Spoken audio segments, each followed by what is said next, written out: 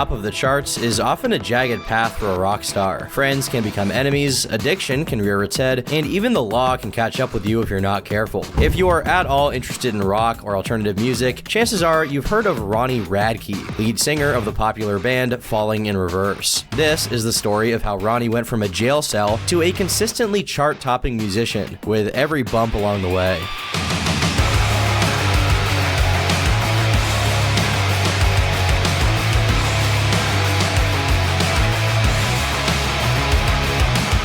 We all got roads we have to travel down, and we all have things we have to learn about. But today, you're going to learn a little bit about me.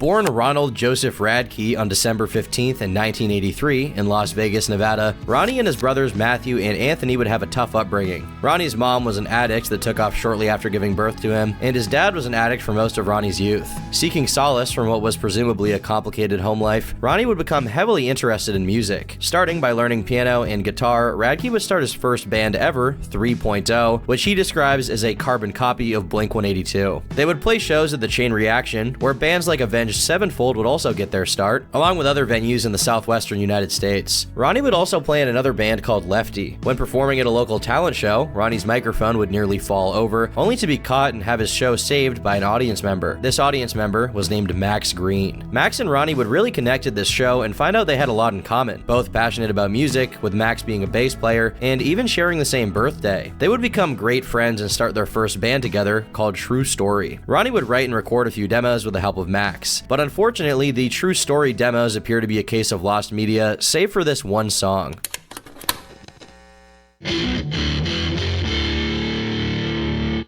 In 2004, Max and Ronnie would come into contact with Brian Monty Money, who at the time was looking for a singer. Robert Ortiz would join shortly after on drums, with Omar Espinoza on guitar and Carson Allen on keyboards, finishing off the founding lineup of Escape the Fate. The band recorded their first self-titled EP, featuring an early version of Not Good Enough for the Truth and Cliché with a video, which would become a legendary emo anthem with hundreds of millions of plays up to today. My Chemical Romance was perhaps the most talked about rock band around the time Escape the Fate would be formed.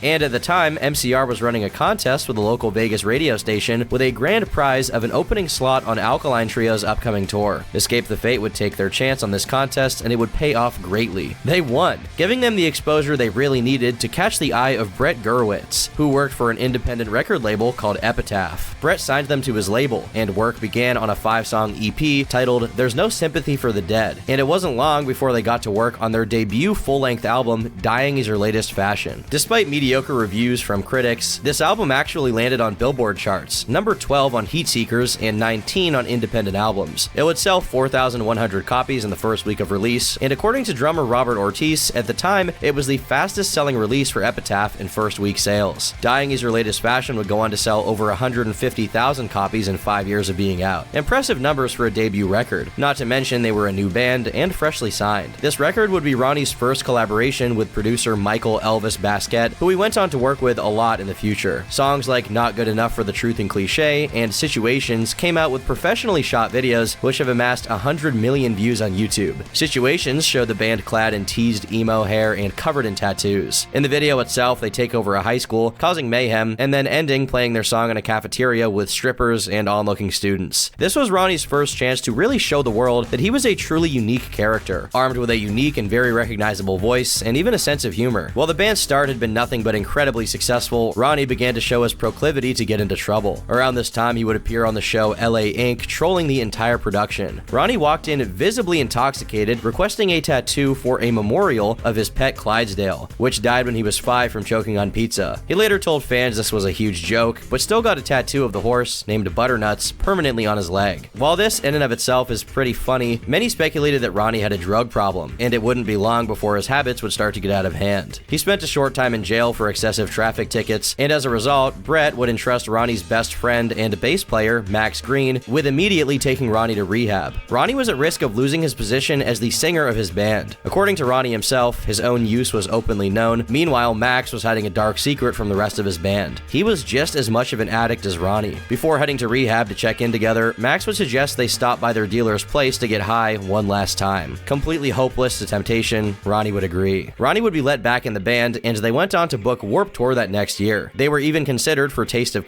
Este doar made to play. Chaos, an international tour run by Kevin Lyman, the owner of Warped Tour. But Ronnie's drug-fueled lapses in judgment would suddenly come back to bite him. Ronnie would be challenged by a former associate, Marcel Colquitt, to a one-on-one fight as a result of Radke calling his girlfriend a crack whore. They went to a secluded part of the desert nearby in Vegas. Ronnie brought 3 friends. Marcel brought 4. Their original planned one-on-one fight would quickly turn into a violent gang brawl. Armed initially with brass knuckles and baseball bats, not much time passed before both parties pulled guns and fired shots. On Radke's side, his friend Chase Rader injured Marcel's brother and actually killed 18-year-old Michael Cook. Thankfully, Chase would actually end up getting off on this charge through self-defense laws. Meanwhile, Marcel would take his own life only a few months before he and Radke were set to be co-defendants in court. Ronnie would be sentenced to 5 years probation and ordered to enroll in drug rehab. Additionally, he had to pay $100,000 in damages to the victim's family. Ronnie would fly back and forth for court dates and then back onto Warped Tour during these proceedings. While not firing any shots himself, Ronnie would not show up to any of his parole meetings for months and did not enroll in any rehab program. Violating his parole would lead Radke to be considered on the run, with the feds claiming he was using his fame to get drug money and shelter from law enforcement, before he was finally arrested in June of 2008. Ronnie was charged with concealing and possessing a dangerous weapon in relation to the desert fight where he had brass knuckles in his pocket. Ronnie then pled guilty to a lesser charge of battery with the hopes of getting a minimal prison sentence. Unfortunately for him, he was sentenced to 2.5 years in High Desert State Prison in Nevada. I pleaded from 2 felonies to 1 felony.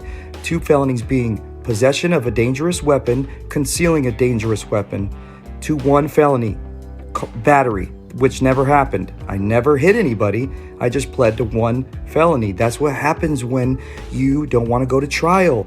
The DA gives you a charge, 1 felony instead of 2, so I don't have to spend longer in prison. Ronnie's band would lose their Taste of Chaos slot and would have to drop their international tour with Bullet for My Valentine. His newly gained felon status would make touring internationally nearly impossible. Ronnie would be kicked out of Escape the Fate for the second and final time. The band was without a singer and needed to replace Ronnie or lose their momentum. They would turn to Craig Mabbitt from Bless the Fall, who was only around 21 years old at the time. It's safe to say Ronnie was not happy about them so quickly dropping him. He felt abandoned by his longtime friend, Max Green, who he felt was instrumental in perpetuating his addiction, only to leave him out to dry in the end. Ronnie actually called Craig to tell him that they can't be friends anymore if you replaced him in the band. After trying out, Craig would express his concern with them switching singers, as historically it doesn't go well. The band appeared to be on the fence with Ronnie's status, so Craig would start another band called The Word Alive, only to get call from their management that they needed him to come back out and join Escape the Fate. The band would officially continue on with Craig as their new singer, after playing only a few shows with him filling in. And it wasn't long before Escape the Fate would release their next record with Craig, titled This War Is Ours. They would also release a new self-titled record, collaborating with Mick Mars from Motley Crue, John Five from Rob Zombie, and even Clown from Slipknot. They would work with a new record label and producer, John Feldman, who had a hand in bands like Good Charlotte and The Used, working on their highest performing albums. And this guy actually still works with big acts like Avril Lavigne and even 5 Seconds of Summer today. This new record would place 35 on the Billboard 200. Escape the Fate began touring with bands like Silverstein, Hollywood Undead, and Atreyu, all while Ronnie was rotting in a jail cell. He wasn't particularly stoked on this, as not only was his band having success without him, they were talking excessive shit, even on stage. People would cheer Ronnie's name at some shows, and Craig would have this to say. Fucking you missed the old singer, he's locked up in Nevada, go suck his fucking cock, you faggot. And by the way,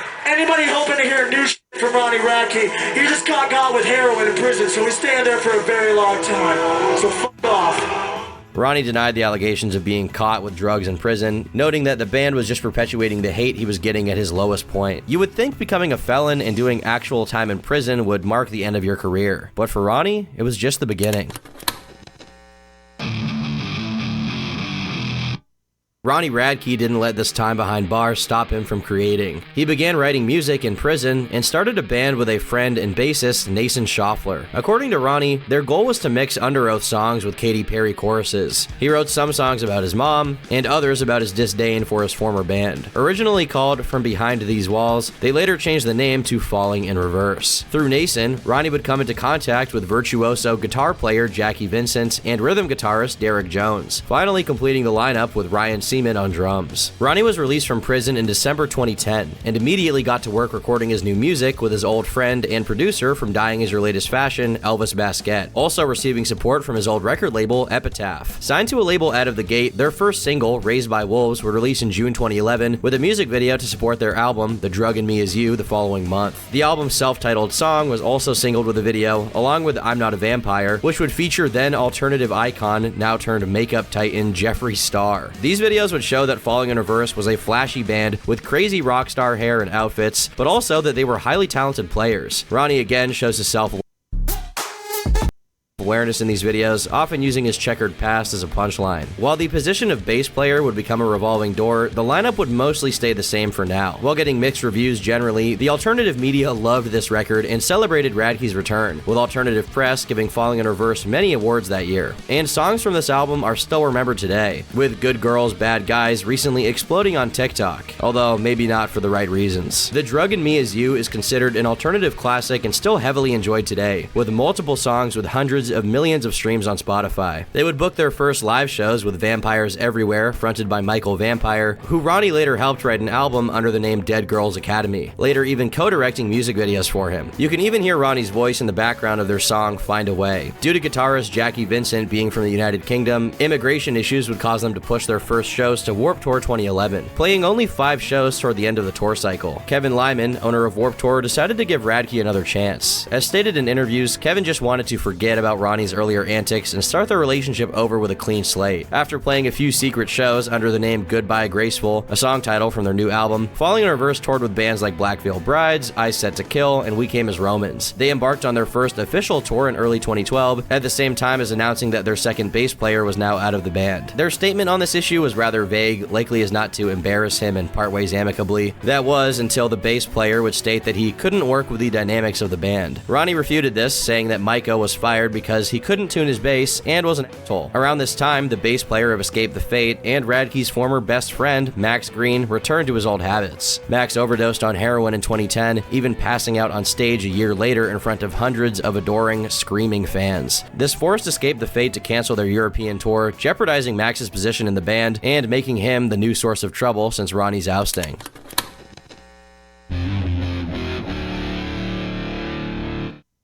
Unfortunately, Ronnie's triumphant return was suddenly shaken by, yet again, the law. In 2012, Ronnie got arrested for not showing up to court hearings regarding his ex-girlfriend, who made allegations against him of domestic abuse. Sally Watts claimed Radke pulled her hair, shoved her face in the ground, and gave her a black eye, even posting a photo online. He was released on bail for $30,000 and pled no contest to a lesser charge of disturbing the peace. The charges were then dropped. It's important to note that Ronnie did not plead to anything related to physically harming Sally, being indicative that there was likely not enough evidence to convict him. Detractors would look back to the song Pick Up the Phone, which clearly describes a physically abusive relationship, as evidence of his guilt, despite there never being a conviction. Meanwhile, his defenders would say, "Ronnie would never do that! He's a good guy!" It's hard to say what actually happened here. You basically either have to believe Sally or believe Ronnie, and I think we all know what Sally thinks. In September of that same year, Ronnie would get himself into additional legal trouble. While performing at a metal festival at Six Flags, Ronnie would throw multiple mic stands into the audience, injuring one man and hitting one 16-year-old girl in the head. The wound was serious enough to require stitches. Radke was charged with simple assault and aggravated assault. He was then released on $25,000 bail, and he actually apologized for these actions profusely, claiming he never meant to hurt anyone and was just being stupid. A lot of Ronnie's critics don't want to let this one go, often citing this as a clear indicator of his malicious and violent ways. Meanwhile, Ronnie has made many self-deprecating jokes about the situation over the years, and even explained that he and the victim are on good terms, with her receiving $800,000 in damages and reportedly being not mad, in his words. Still, this incident leaves a permanent stain on Ronnie's reputation in the eyes of his loudest haters. Meanwhile, Falling in Reverse would cap off 2012 with the Thug in Me Is You tour, which would be supported by the electronic metal band IC Stars. After less than a week on the road, Ronnie would kick them off the tour for being caught by police with psychedelic drugs in their van. They allege it was only a little weed, and that the whole situation had been blown out of proportion. At the time, Ronnie was very serious about his sobriety, likely not wanting to return to his old ways and end up back in a cell. IC Stars would beg Ronnie to be allowed back on the tour, even proposing that they play for free, giving Radke their pay for each concert they did. According to IC Stars, in a statement from their label, Sumerian Records, Ronnie would agree to the proposition, having the band sign non-disclosure agreements regarding their arrangement. IC Stars would then claim their deal to be predatory and comparable to theft, despite them being the party to bring the offer to the table. Ronnie would kick IC Stars off the tour for the second and final time, claiming the band was very unprofessional, constantly late, and generally a headache for all of the tour crew. They were very young at the time, the singer Devin Oliver being only 20 years old, but they still had experience touring, and it's very possible that Ronnie's claims would have contributed to their removal. He seemed to have a very low tolerance for any kind of drug use or partying or laziness. This dispute would become very public, and it caused a series of emo diss tracks to be released, which is our first glimpse of Ronnie's rapping,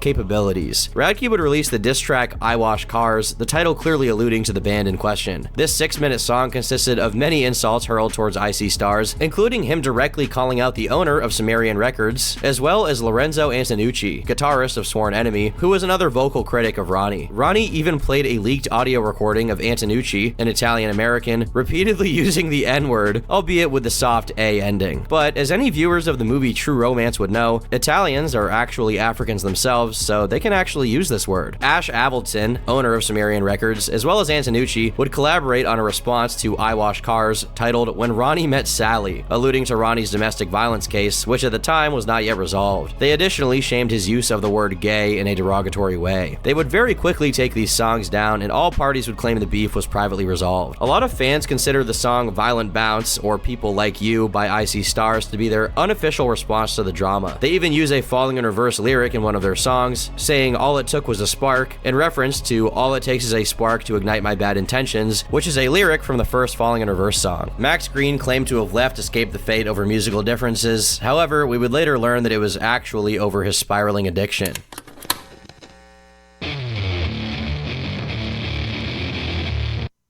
It was time for the next Falling in Reverse album, so Ronnie would release the first single, Alone, a sort of badly aged white boy rap meets metal track, along with a seemingly more seriously toned music video. There's something undeniably hilarious about an emo guy in a suit rapping next to a moving Ferrari. Ronnie himself has heavily cringed at this video more recently on stream, saying he doesn't really like it. Despite the contentious reviews, the song has over 30 million views on YouTube, and it definitely showed Ronnie's willingness to take risks. They also put out a video for the more comedic song, Bad Girls Club, featuring cameos from Andy Biersack of Black Veil Brides and a Ronnie Radke lookalike who sings for Metro Station. His name is Trey Cyrus, and he's also Miley Cyrus's brother, which I didn't even know, but that's kind of funny. Meanwhile, the video itself has a pretty campy Asian theme, which is pretty funny, but it might not have flown if it was released today. Meanwhile, Falling in Reverse was booked for the latest Warped Tour before suddenly pulling out of it, due to Ronnie expecting his first child with then-fiancé, Chrissy Henderson. The band would release 2 more singles, Born to Lead, which had a style similar to Dragon Force, which showed the band had some incredible technical talent, as well as Fashionably Late, which is a very catchy, tongue-in-cheek track about cheating on his girlfriend with all of her friends. In spite of the many live performance cancellations, the band would release their entire album for free on Epitaph's YouTube channel. Fans could listen to it early before its official release on June 18th, 2013. Hot Topic would also host a free live broadcast of Falling in Reverse playing live to celebrate. Ronnie would give an interview with Alternative Press, expressing his changed state of mind as a result of his fatherhood. He said he felt the new instinctual need, as many parents do, to be present and protective of his child. He also claimed to have changed his views on women, as his prior womanizing activities would now be a thing of the past. Unfortunately, his relationship with Chrissy didn't last long, as she would allege Ronnie cheated on her while she was pregnant with their now daughter, Willow. Meanwhile, tragedy would strike Ronnie's family on August 10th of 2013. Ronnie's older brother, Anthony, an avid motorcyclist, would be killed in an accident. Ronnie made some posts grieving the loss of his beloved brother, saying he was heartbroken and that it didn't seem real. Ronnie would also release a song called Brother detailing the events and his feelings surrounding them. He revealed that he felt partially responsible for the accident, as Anthony had called Ronnie shortly before his death, and maybe Ronnie not answering led to him getting on the road in the first place, going towards his younger brother's house. Anthony left a wife and 5 children behind. So 2013 was a pretty hectic year for Ronnie. Luckily, it would end on a more positive note. To everyone's surprise, Ronnie and Craig Mabbitt, singer of Escape the Fate, did an interview together where they announced that they were ready to put the past behind them and make up for good. Titled the Bury the Hatchet Tour, alluding to the releasing of their grudges, the duo announced the first tour to feature both Falling in Reverse and Escape the Fate. This was a big shock to onlookers, who considered the band's mortal enemies. Additionally, the former mortal enemies announced that Max Green was back in Escape the Fate, encouraged by Ronnie to get clean. The fans obviously loved this, providing a once-in-a-lifetime chance to see them all perform each other's songs. Both singers shared the stage and sang some of each other's songs. For a change, a wholesome story came out of this unlikely mending. A nice contrast for fans who were potentially sick of the usual negative associations surrounding the bands. Although this interview was intense and at times blatantly uncomfortable, we finally got to hear details from both sides regarding all of their drama. It's around this time Ronnie also announced his mixtape, Watch Me. He would hype up this mixtape in an interview, saying that every song will have a feature from people from the alternative scene and beyond, including Craig Mabbitt. Ronnie released some songs through his YouTube channel, putting out the entire record in December 2013. However, 3 tracks still don't have official releases. Radke occasionally has leaked parts and full versions of these songs on his Twitch stream, usually cringing along the way. And it appears that unfortunately this mixtape was wiped from streaming services with only archived re-uploads existing today. But that doesn't mean it's forgotten. Pretty recently, a music review YouTuber by the name of Brad Taste in Music would go viral for reviewing this mixtape, along with a lot of full Falling in Reverse records, being very harsh with his criticism of Radke. So he's saying that, like, he'll go back to prison, he doesn't give a shit. If you talk shit, he'll hit you in your lip, but, you know, he also doesn't give a fuck about the haters. Now he's talking about how music sounds the same, and you can't be a free artist? What the fuck is happening? Ronnie, of course, didn't take this lying down and would respond accordingly. He did literally the lowest thing that anyone could do, which is go after videos on him by a smaller creator. Basically blocked all the Cringe the Album videos. So yeah, if that was your favorite video, me shitting all over Ronnie Radke, and I'm sorry to inform you that he's taken liberty and he's removed it from the internet. This then started a flame war on Twitter, wherein Brad would call Ronnie a horrible person, and the rest of the world would also chime in, including the most popular music channel on YouTube. Now most recently with Brad Taste in Music, hitting him up in DMs to relish in the fact that I guess Ronnie had some of Brad's videos taken down, which, man, he's really loving. He's really loving that. So sad, so fragile, so sensitive. Now, at the time this went down, I actually made a video about this on my other channel where I talked about this and said I didn't really like that Ronnie was engaging in this behavior, whether he personally filed the claim or not. To celebrate the censorship of criticism under the guise of protecting intellectual property is really dumb, and I didn't really see why Ronnie would even care, considering that he's like a multi-millionaire, musician, and Brad is just some fucking guy on YouTube. No offense, Brad, I am too. Well, at the time, Ronnie actually messaged me personally about this on Instagram to tell me he hadn't seen my video, but if what I was saying in the video was that he had taken down Brad's video actively, then I needed to correct the record. In his own words, he was only cheering on what his label had done, and he himself did not actually get the video taken down. Anyway, back to 2014. Max Green suddenly left Escape the Fate, and to everyone's surprise, he joined Falling in Reverse less than a week later. For the first time since Ronnie went to prison, Max and Ronnie were in a band again. Even better for fans, they would get to see the iconic duo on stage together for Warped Tour that year. Unfortunately, this era would only last a few months, as Max would leave on vague but amicable terms. We can only hope this is unrelated to his former habits.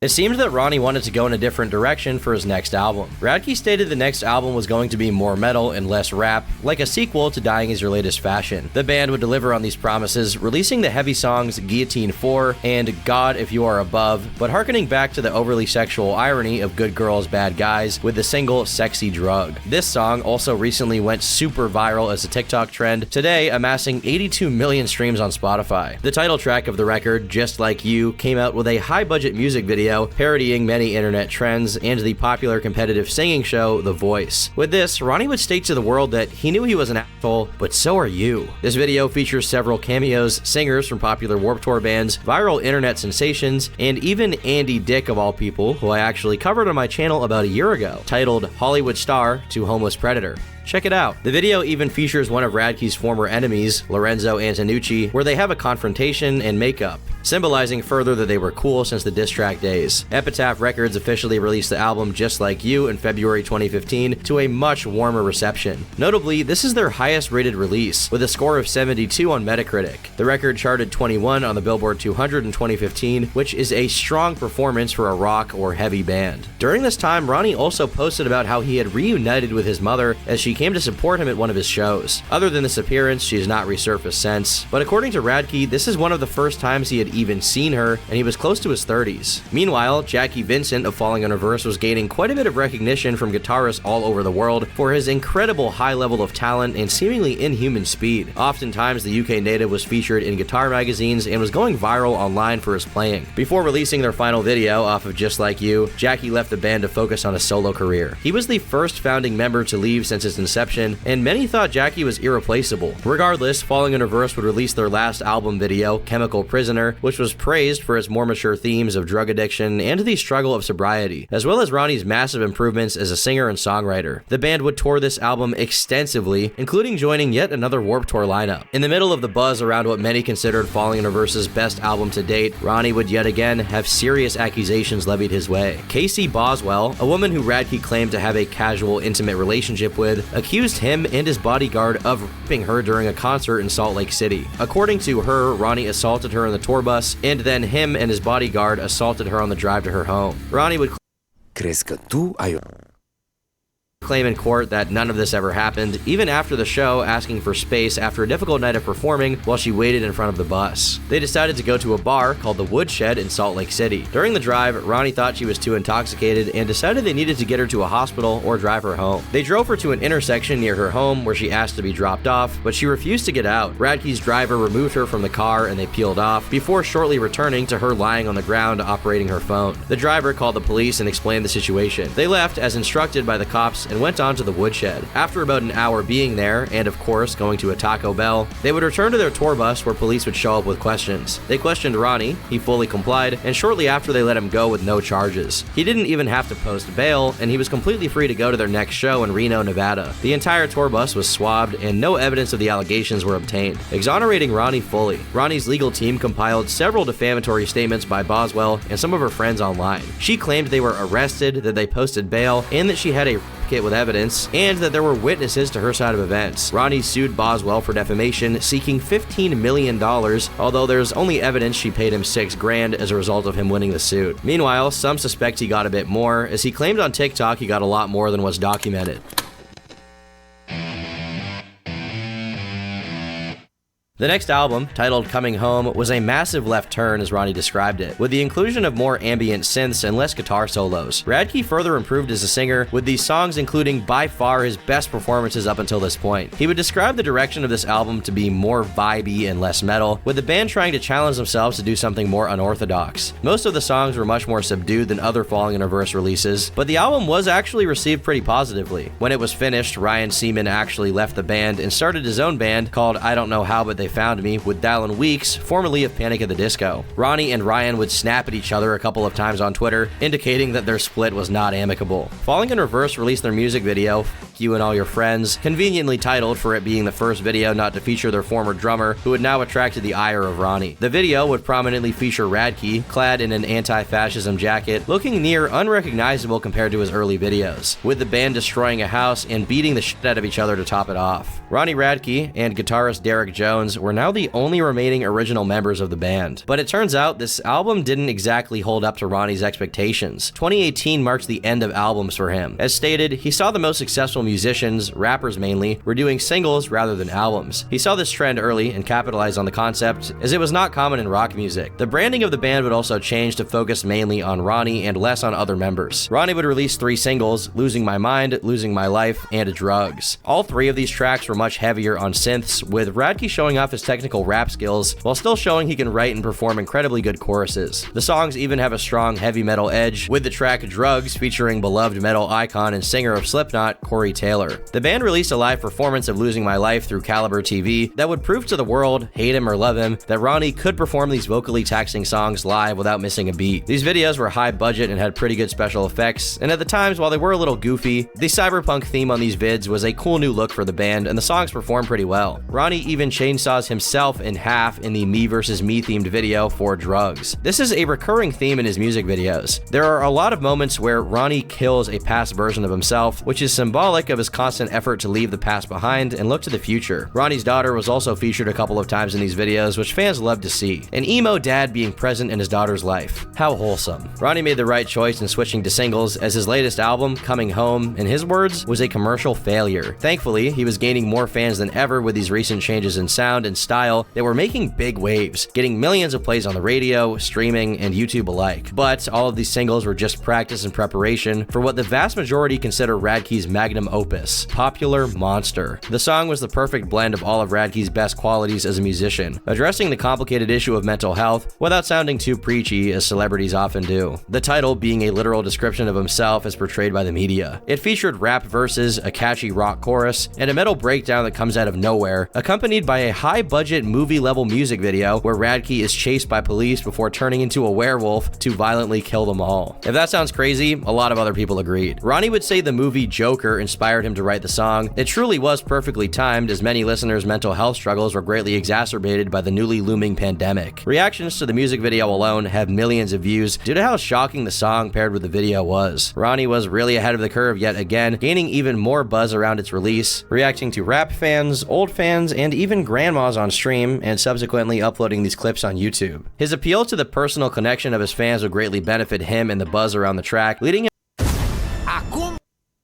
him to capitalize heavily on the Twitch streaming trend. This video and the song would be huge for the band, earning them their first #1 on mainstream rock charts, where it stayed for multiple weeks. It got 189 million views on YouTube and over 300 million Spotify streams. This was also the first time that Ronnie would pair up with Jensen Noen, former guitar player of Down and Dirty turned director. Jensen has now become the industry standard for rock videos, working with a lot of up-and-coming bands like Motionless in White, Ice Nine Kills, and huge acts like Bring Me the Horizon, likely related to the notoriety gained from his mind-blowing work on Popular Monster. The song would be certified gold, equivalent to 500,000 sales, in just a year after its release, later earning their band their first platinum certification for 1 million sales. Very few bands of this genre ever reach gold status, let alone the undeniable platinum certification. After many legal battles, relationship struggles, and the death of one of his closest family members, it would seem Ronnie's unrelenting efforts would finally bring him some much-needed relief. On the cusp of 2019 going into 2020, the band would get even more great news to celebrate their achievements. The first album, The Drug in Me Is You, would be certified gold, prompting Ronnie and the band to go out on the Drug in Me Is Gold tour with old friends Escape the Fate and The Word Alive. Their announcement that they would be playing the entire album from front to back was met with many fans' overwhelming joy, very shortly selling out the first few dates. Prior to heading out, Ronnie also released a re-recorded stripped-down version of The Drug in Me Is You, featuring an emotional piano backdrop and orchestral elements, accompanied with another beautiful video that was very reminiscent of The Nightmare Before Christmas. His goal was to reframe the song and lyrical content to show how powerful the words were in a different context, not to gain new fans, but as a symbolic thank you to all that stuck around on his very bumpy journey. The video was received very well, and fans praised Ronnie's ever-evolving vocal abilities, as well as director Jensen Noen's expert execution of the video. The music video features a girl dressed referentially to the one pictured on the album cover for The Drug in Me Is You, and it also has a surprise-heavy ending that shocked many reactors on YouTube. While the band was killing the game, this would be the first video to not feature founding member and guitarist Derek Jones. He was going through stuff that one would not wish upon their worst enemy, and these struggles were really starting to rear their head.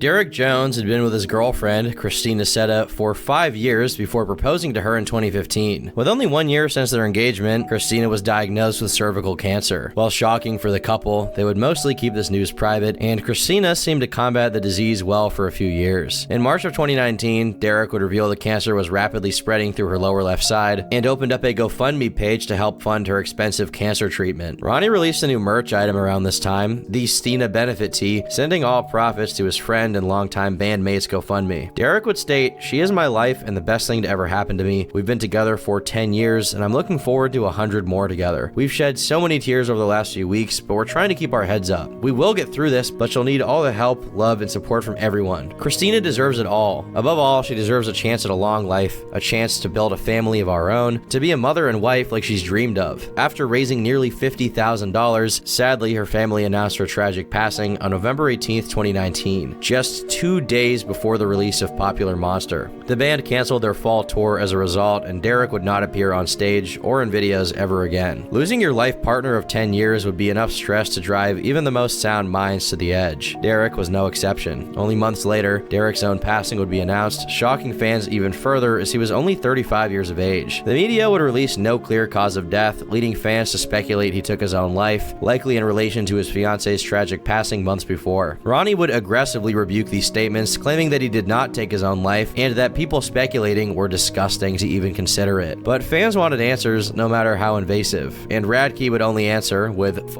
every single one of you. Ronnie's more recently released autobiography, I Can Explain, would go into more detail of the incident. Radke would state Derek had been heavily drinking for a long period of time, and at one point was so drunk that he fell, hitting his head fatally. His official cause of death was a subdural hematoma, bleeding in the brain caused by a traumatic injury. Ronnie would post many photos of them together, grieving the loss of the guitar player who had never left his side. Radke would reminisce, I'll never forget when you picked me up from jail in your old tour van to start Falling in Reverse. Your spirit will be interwoven through the music I write forever. Rest in peace, Derek Jones. My heart is broken. With Derek's passing, Ronnie Radke would officially be the final remaining original member of Falling in Reverse. As the marketing of the band shifted to using only his image, it would seem this portrayal would imitate life. It was Ronnie alone, and Ronnie was alone. Amidst the recent tragedy, Ronnie would continue to soar as a public figure, coming to dominate the platform of Twitch. Falling in Reverse had to cancel their next tour due to the pandemic, but Ronnie was one of the first musicians to explode in popularity on Twitch during this time. Typically spearheaded by gamers, Twitch as a live streaming platform would see a massive increase in users during the lockdowns. Ronnie again saw this trend before a lot of other musicians did, and used it as an opportunity to connect with fans more when playing live shows wasn't an option. He did reaction streams, sometimes reacting to fans, other times to his old cringy appearances. He played games, he even did prison cooking streams, and joined his girlfriend Soraya of professional wrestling fame for some wholesome couple content. He streamed with many of his friends in the industry, including the Escape the Fate guys. He did not pull any punches when streaming with longtime friend and Escape the Fate drummer Robert Ortiz, but these streams generally highlighted his sense of humor and love for the fans that took him so far. Ronnie would climb to be the third most sub Twitch account, at one point having 34,000 active subscribers, which is an insane number for a musician to reach on a gaming platform. Ronnie would set sub goals to leak some of his older unreleased music, and even released a B-side from Coming Home called Carry On, which is the last recording to feature Derek Jones. Ronnie realized the power of live streaming and was quick to hop on the production of a live stream concert series. He announced Live from the Unknown, a 2-part high-production live stream concert series to be premiered on his Twitch channel. These live shows were ticketed, and just like the music videos, were high-production features with Jensen directing. These streams had the band superimposed on a seaside cliff and even on a rooftop with bullets and helicopters hailing about. Ronnie performed many fan favorites and some songs that had never even been played live with a mostly new lineup. Notably, viral internet drummer Luke Holland would join the band at this time, and he remains their touring drummer. Coming up on YouTube, Holland amassed millions of views doing drum remixes of popular dubstep, metal, and even K-pop songs. He played with several famous acts like The Word Alive, Jason Richardson, and even Ronnie's old enemies and Icy Stars, contributing often to their recordings. At one point, Holland even played in Playboi Carti's band, who would soon attract the fury of Ronnie.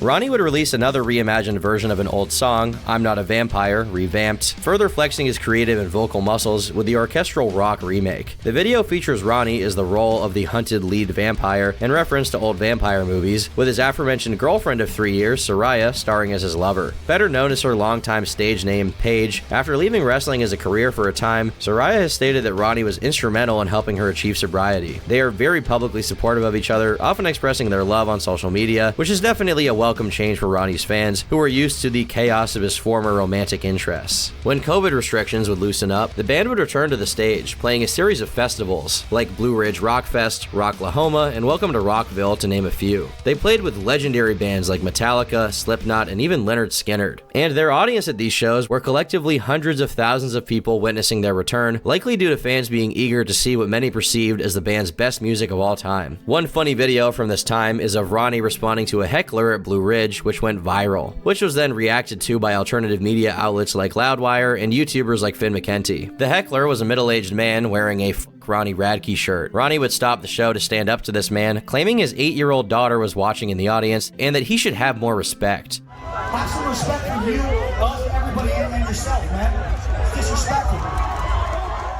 Ronnie would threaten violence towards the heckler and said, "If I don't beat your ass, my dad's biker gang will," attracting some reactions from fans as being a bit cringe. After a massively successful return to the live scene, the band would release the next song, titled Zombified, tackling the contentious issue of cancel culture, a subject becoming highly relevant in Rogan-esque circles, depicting the trend-following masses as zombies. Radke's message was to underline how sensitive society has become and that we all need to laugh a bit more. The video would show the band as heavily armed zombie hunters escaping hordes of attacking zombies, even featuring a reference to the Six Flags mic stand incident, with Radke throwing a mic stand directly through a zombie's head. The Blue Ridge Rockfest heckler would also not be spared. The video, directed by Jensen again, has gained 36 million views on YouTube, and eventually the song would go gold, with many fans enjoying the themes that were relevant to Radke's story. Radke announced with his song that it would be a part of an upcoming EP titled Neon Zombie. This EP never actually materialized, but this song would be in line with one other subsequent release that basically fit the mold. Selling out shows and even tours became a regular occurrence for the band. They truly had come a long way from Thurman's first day at school. You might think the legal issues for Ronnie would be in the past at this point, but you would be mistaken. Unlike the past dealings, this time Ronnie would be the accuser. In 2020, Playboi Carti was in the midst of promoting his highly anticipated Whole Lotta Red album and dropped a heavy metal themed merch line to support the release. One shirt would feature an upside down crucifix with the words "falling in reverse" strewn across it. Ronnie would gain knowledge of this and publicly call out Carti in his Instagram story, demanding him to cease and desist selling the shirt in question. This was confusing to many onlookers, as it would be incredibly hard to believe Carti had never heard of the band, since he was clearly influenced by emo and metal culture. With no response, Ronnie took legal action. Though we don't know the details, in January 2022 they reached a settlement. Next, the band released Voices in My Head to, again, a massively positive response. The video features a bald Radke donning the prison orange, levitating like a monk, and then moving into a compilation of Ronnie violently killing clones and former versions of himself. The end of the video has a slow-mo Matrix-type fight scene against hundreds of clones over the heaviest part of the song. Fans praised the spectacle and noted its clear rivalry in quality with any special effects in high-budget movies today. Since its release, it's amassed 60 million views and just hit 100 million streams on Spotify.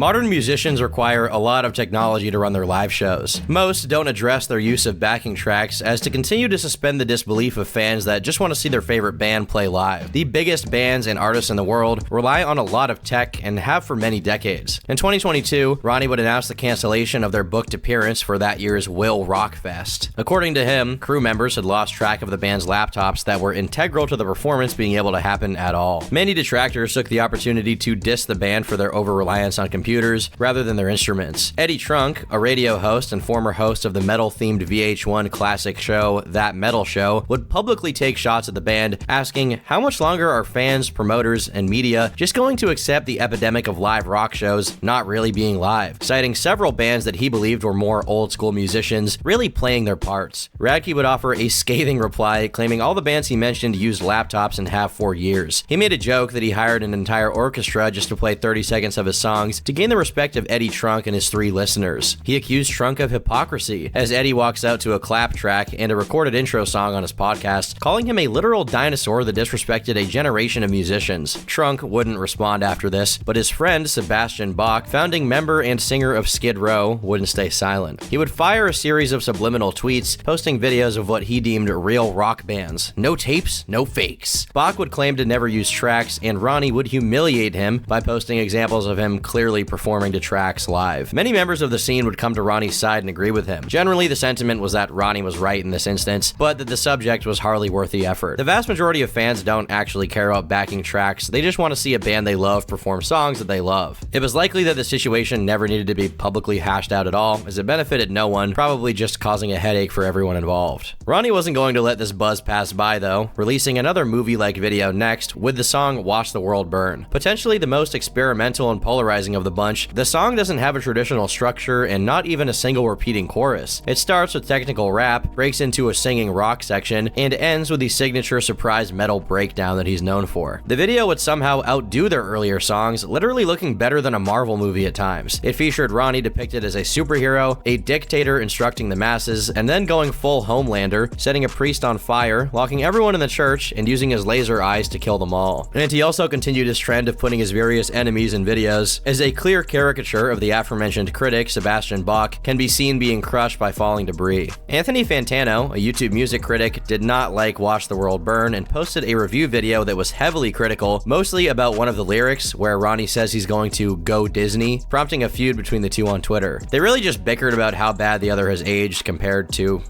each other. Ronnie has since made several negative comments about Fantano, but regardless of the hate, the song landed falling in reverse on the Billboard Hot 100 for the first time, with even Carrie Underwood of all people telling the media she loved it. As of writing, Radke has released one more song, a reimagined cover of the Papa Roach classic Last Resort. Ronnie posted videos on TikTok of him nervously revealing the song to Jacoby Shaddix, singer of Papa Roach, where he would be impressed and tell Ronnie that he's like a real singer and shit. However, this reimagining would be the worst performing song he's put out recently, receiving less than 30 million plays on Spotify. That's still a lot compared to any other musician, but it's just not up to the falling in reverse standard, and honestly, I think this one's kinda shit.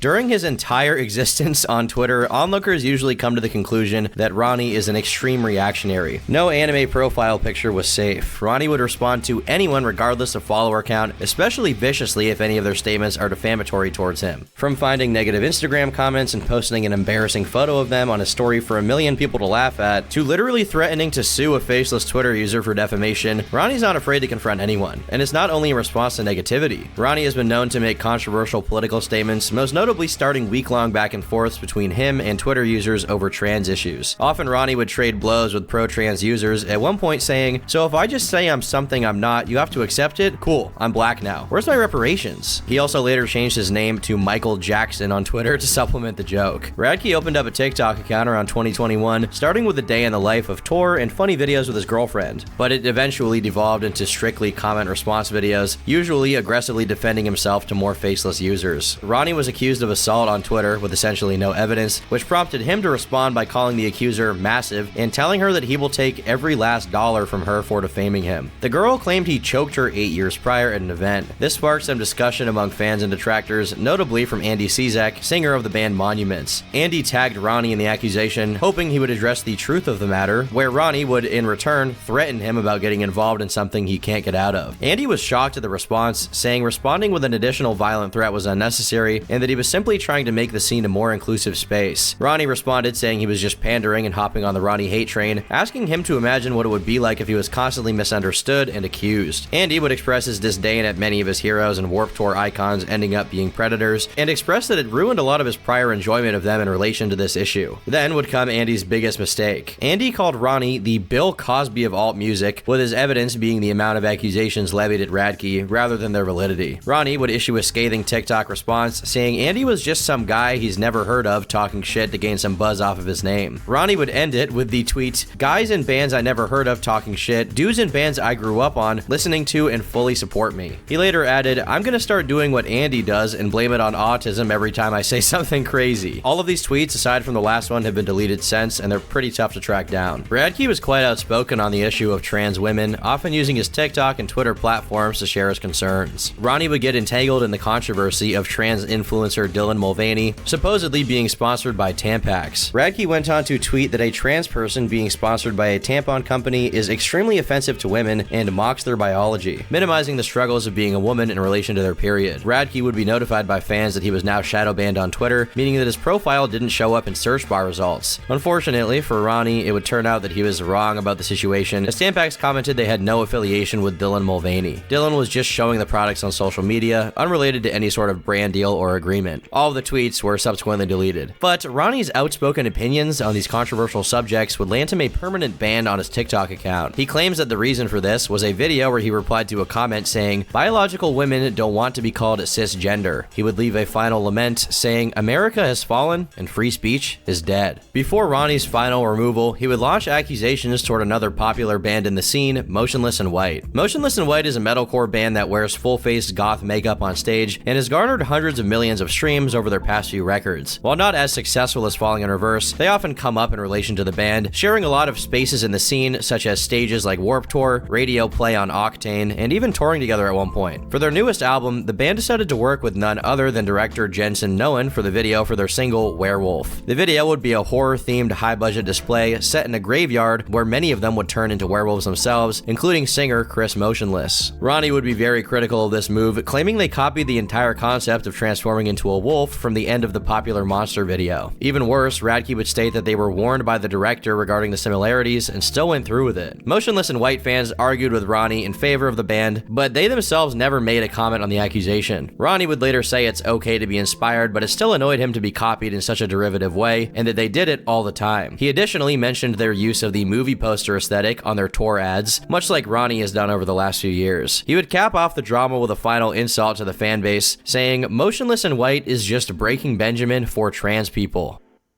At the beginning of 2024, rapper turned pop-punk artist MGK released his signature guitar with popular guitar brand Schecter. The guitar would cause a bit of controversy as it was shaped and detailed like a razor blade, a design choice that some commenters would say was glorifying self-harm. Ronnie would speak out about how ridiculous it was for users to make this connection, saying it was a total reach. Ronnie would then threaten to fight the guitarist of the band Stabbed after he had tweeted, "If I see someone with the guitar, I will beat them with it." This prompted death metal band Sanguisugabog to spark an internet feud with Ronnie. They would take several shots at each other's appearances and end the dispute, saying that they were going to fight the next show they could meet up at. It's important to note that Ronnie's following is over 30 times in size compared to the band, and despite him defending himself from criticism in an open forum, the threats and petty insults would get him a lot of criticism, with many saying he was punching down. I personally don't care. I think if you talk shit on the internet, you can be talked shit at no matter how big of a size you are, you know? You always run the risk of being talked about by someone more popular than you. And if you particularly call out a famous person, they may call you out in return.